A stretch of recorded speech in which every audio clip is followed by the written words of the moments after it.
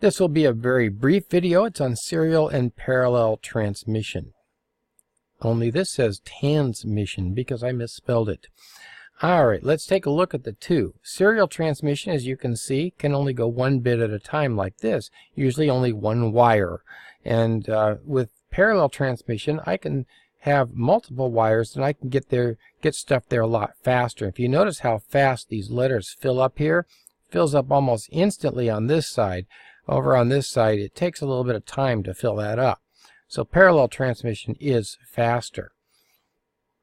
Although parallel transmission is faster inside the computer, you have something called bus lines in there to move that data around inside the computer. Once we get outside the computer, it's kind of prohibitive. I mean, it's hard to have a lot of wires. We have done it. For example, here's a parallel printer cable that we used to use. Well, we don't really need that. We can actually go with serial and get much faster. As a matter of fact, with some of the serial standards we have now, we have gone way beyond what we used to do with parallel, even though parallel is a faster transmission type.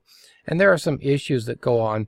For example, what happens if the electrons on one wire get to the end faster than the ones on another wire because of different resistance levels and different quality of that cable? That means that the computer has to put it all back together again at the other end, and that can slow it down as well. That's it for parallel and serial.